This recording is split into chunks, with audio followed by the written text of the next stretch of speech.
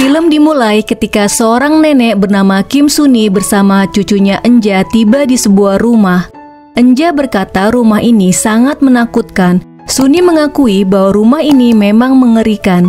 47 tahun yang lalu ketika Suni berusia 19 tahun, Suni, adiknya Sunja, dan ibunya pindah ke rumah ini. Mereka dibantu oleh tetangganya mengangkat barang-barang dan perabot rumah tangga.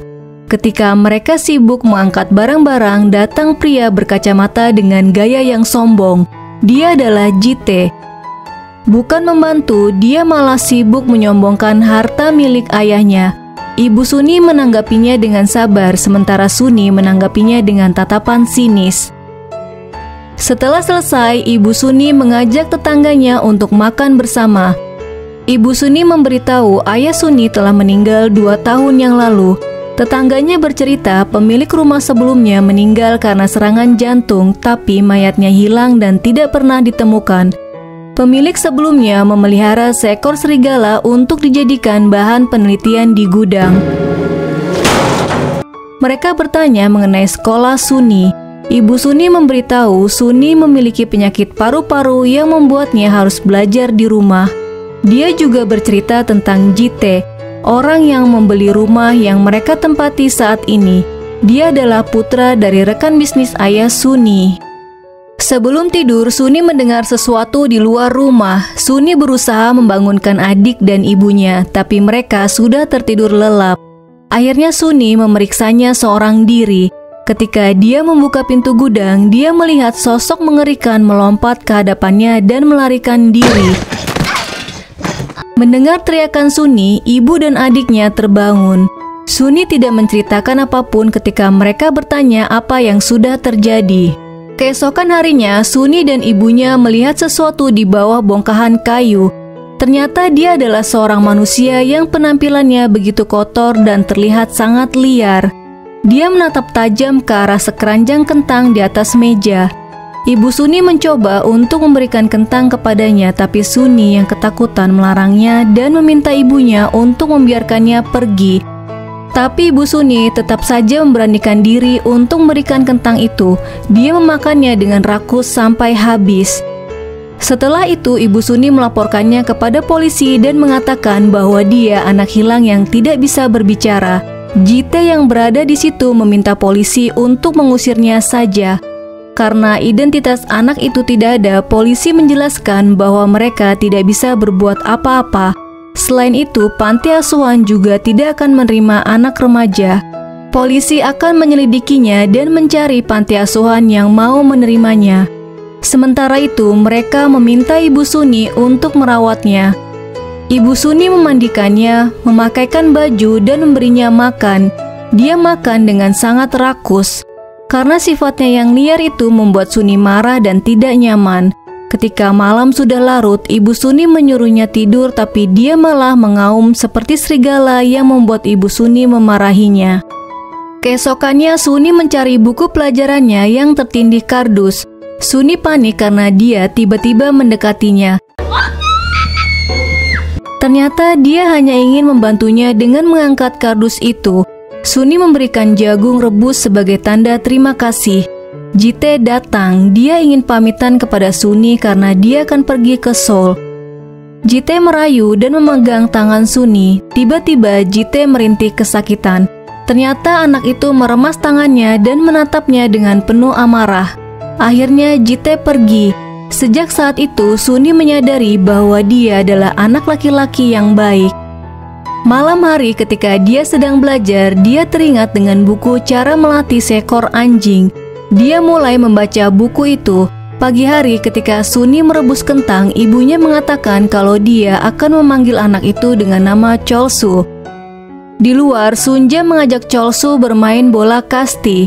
Sunja meminta Cholsu untuk melempar bola kasti. Cholsu melemparnya terlalu kuat hingga bola itu melayang jauh. Suni datang, dia mulai mengajarinya perintah untuk tunggu. Dan jangan dimakan, maka kamu harus menunggu. Selanjutnya Suni mengajarinya kata makanlah, maka kamu boleh makan seperti ini. Kemudian dia mengusap kepala Cholsu sambil mengatakan bagus Cholsu. Suni juga mengajarinya menggosok gigi. Melipat selimut, mengikat tali sepatu, dan menaruh piring sambil terus mengusap kepalanya dan berkata bagus setiap dia berhasil melakukannya. Setelah memotong rambut Cholsu, Suni mengajaknya pergi ke pasar bersama ibu dan adiknya. Ketika mereka membeli jajanan, sebuah bongkahan besi terjatuh mengarah ke mereka. Dengan sigap, Cholsu melindungi Suni dan Sunja. Mengejutkannya, Cholsu tidak terluka sama sekali. Semua orang yang melihatnya heran dan menyarankan untuk pergi ke klinik. Setelah diperiksa di klinik, Cholsu hanya mengalami memar dan luka gores. Pada malam hari, Sunja minta dibelikan bola kasti karena Cholsu telah melemparnya terlalu kuat hingga melayang ke kandang kambing. Setelah makan malam, Cholsu pergi keluar untuk mencari bola kasti yang dia lempar sebelumnya. Di saat yang sama, Jite mengendarai mobil bersama seorang wanita dan mabuk. Karena lengah, Jite menabrak pagar peternakan. Seekor kambing mati karena tertabrak. Cholsu yang sedang di kandang kambing melihat kejadian itu. Jite yang tahu Cholsu tidak bisa berbicara langsung kabur dan tidak mau bertanggung jawab. Pemilik peternakan keluar dan bingung melihat apa yang dilihatnya. Keesokan harinya ketika Suni mengajarkannya menulis dan berbicara, pandangannya teralihkan pada sebuah gitar. Suni memainkan gitar itu dan menyanyikan sebuah lagu buatannya sendiri. Cholsu yang kagum mendekati dan mengusap rambutnya. Di malam hari, Jite yang sedang mabuk datang ke rumah Suni, memaksanya untuk pergi ke suatu tempat. Jite yang terus memaksa Suni membuat Cholsu yang sedang menatapnya dari kejauhan marah. Ternyata Jite datang bersama orang-orang suruhannya untuk mengeroyok Cholsu. Suni menggigit tangan Jite. Jite marah dan mendorongnya hingga terjatuh. Melihat itu membuat Cholsu marah dan tubuhnya berubah menjadi sosok serigala. Orang suruhan Jite dengan mudahnya dia singkirkan. Ketika Cholsu mencekik Jite, Suni memintanya untuk berhenti dan tubuhnya kembali menjadi sosok manusia. Setelah kejadian itu, Jite lapor ke polisi. Suni menutupi semuanya. Dia berkata bahwa Jite menyusup masuk dan mengganggu mereka. Ketika Jite marah dan mengancam akan mengusir mereka dari rumah itu, Suni mengungkapkan bahwa kekayaan yang Jite miliki adalah berkat mendiang ayahnya. Ketika ayah Suni meninggal, ayah Jite mencuri aset perusahaan ayah Suni. Mendengar hal itu, Jite mengamuk dan merusak barang-barang yang ada di sana, termasuk gitar milik Suni. Karena keributan itu, Jite dan Cholsu dibawa ke kantor polisi. Namun karena tidak ada bukti yang bisa menjelaskan, polisi meminta mereka untuk berdamai dan melupakan masalah ini. Setelah kejadian itu, Jite menyuruh untuk mengurung Cholsu di dalam gudang. Jite juga menegaskan bahwa Suni harus menikah dengannya. Di luar, Jite melihat barang-barang dari pemilik sebelumnya. Jite membuka kotak dan membaca sebuah surat. Setelah membaca surat itu, dia menemui pengirim surat itu yang bernama Profesor Kang. Ketika ibu dan adiknya tidak ada di rumah, Suni menemui Cholsu di gudang. Cholsu memperlihatkan sebuah gitar dan mengisyaratkan agar Suni bermain gitar. Suni mengatakan bahwa gitar itu sudah hancur. Sebagai gantinya, dia menunjukkan sebuah buku cerita yang dibelikan oleh ayahnya tapi belum sempat dia baca. Suni meminta Cholsu untuk membacakannya jika dia sudah mempelajari huruf dan kata-kata. Setelah itu, Suni mengajaknya pergi keluar. Di luar, Suni mengajaknya berlari. Karena terlalu capek berlari, penyakit paru-parunya kambuh. Tiba-tiba dia pingsan. Cholsu menggendongnya ke rumah, namun tidak ada siapa-siapa di sana. Dia juga pergi ke tetangga Suni, tapi sama saja tidak ada orang. Karena tidak bisa menemukan siapapun, akhirnya Cholsu pergi ke dalam hutan. Setelah dinyatakan hilang, mereka pergi untuk mencari Cholsu dan Suni. Di tengah hutan, mereka menemukan Cholsu dan Suni yang terbaring dan belum sadarkan diri. Mengetahui bahwa Cholsu bukanlah manusia biasa, mereka mengepung, menangkap, dan mengikatnya. Profesor menjelaskan bahwa Cholsu adalah objek penelitian dari pemilik rumah sebelumnya. Sebagai sesama profesor, mereka sering bertukar surat untuk membahas penelitian tersebut. Seorang kolonel berkata jika Cholsu melakukan tindakan berbahaya, dia akan membunuhnya. Menurut Ibu Suni, Cholsu hanyalah seorang anak biasa karena perintah dari atasan. Profesor dan kolonel sepakat untuk melakukan penelitian dan mengamati perilaku Cholsu. Sementara itu, Suni dibawa ke rumah sakit untuk memeriksa kondisinya. Kondisi Suni sudah jauh lebih baik dari sebelumnya. Tidak ada tanda atau gejala apapun yang menunjukkan bahwa Cholsu berbahaya. Ketika Suni pulang dari rumah sakit, dia datang menemui Cholsu dan memeluknya. Di saat yang sama, profesor dan kolonel yang melihat menyadari Cholsu hanyalah objek penelitian biasa dan tidak berbahaya. Jite yang sangat ingin menyingkirkan Cholsu marah. Dia membuat kebohongan dengan berkata Cholsu telah memakan kambing yang ada di peternakan. Dia membawa saksi wanita yang sebelumnya berada di mobil bersama dengannya. Pemilik peternakan tidak mengetahui kejadian itu dengan pasti. Namun, dia yakin bahwa kambing itu bukan mati karena diserang hewan buas. Saat itu, dia hanya terdiam. Akhirnya, mereka sepakat untuk memeriksa peternakan esok hari. Pada malam hari, pemilik peternakan mendatangi Jite. Dia mengetahui kebohongan Jite. Dia memberikan kesempatan agar Jite membatalkan tuduhannya dan menyuruhnya untuk pergi ke Seoul untuk selamanya. Jite tidak mau mengungkapkan semuanya pada polisi. Merasa terancam, Jite menyerangnya hingga dia pingsan. Tidak lama setelah menyerang pemilik peternakan, Jite datang ke rumah Suni dan merusak saklar listriknya. Kemudian dia masuk ke gudang tempat Cholsu ditahan dan mengajaknya bicara. Jite menipu Cholsu dengan berkata bahwa gitar Suni diambil oleh pemilik peternakan. Jite juga menjelaskan jika Cholsu bisa mendapatkan gitar itu, Suni akan menyukainya. Cholsu dapat memahami perkataan Jite dan termakan oleh hasutannya. Setelah itu, listrik kembali menyala. Semua orang yang ada di rumah kaget ketika mengetahui bahwa Cholsu telah melarikan diri. Di saat yang sama, Jite datang dan berkata bahwa Cholsu datang ke rumah pemilik peternakan. Ketika Cholsu tiba di rumah pemilik peternakan, Cholsu menerobos masuk dan mencari gitar. Dia berusaha menunjukkan gambar gitar, tapi orang-orang di sana tidak mengerti apa maksud dan keinginannya. Tanpa tersadar, Cholsu melukai istri dan anak pemilik peternakan.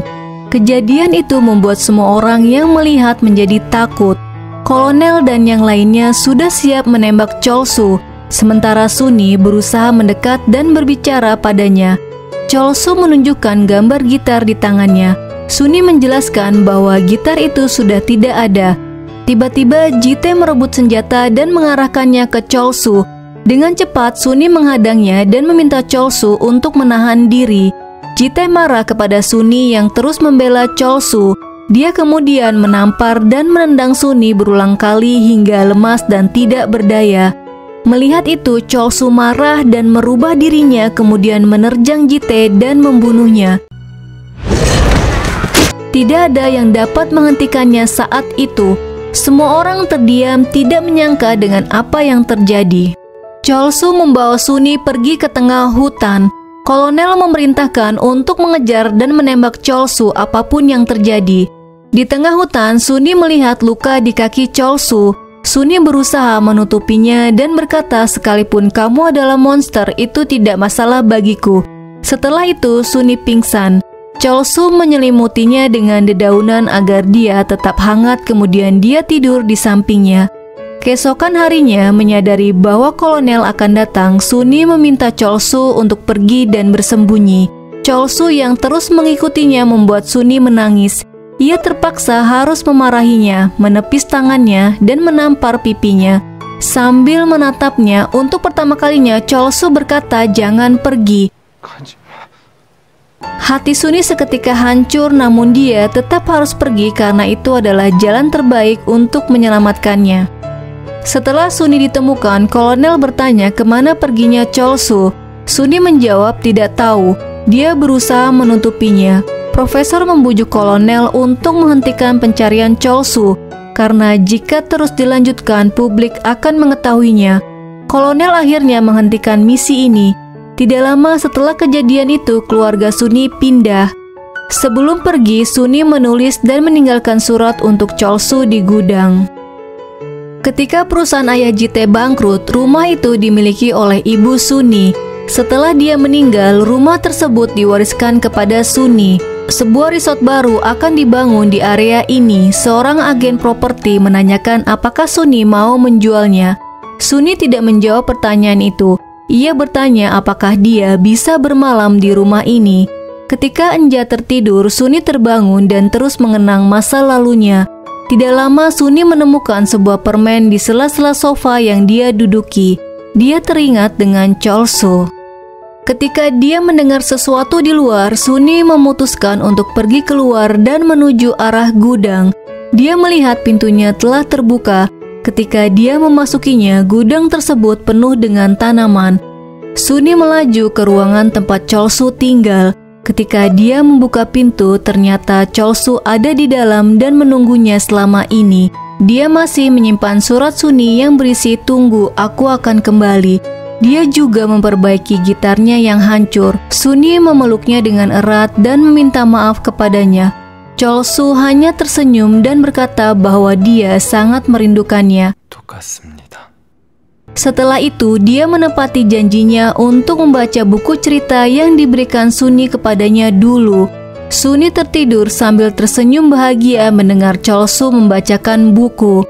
Keesokan harinya ketika Suni terbangun, Cholsu sudah pergi meninggalkannya. Suni memutuskan tidak akan menjual rumah itu. Film berakhir ketika Suni pergi meninggalkan rumah itu dan Cholsu melihatnya dari kejauhan.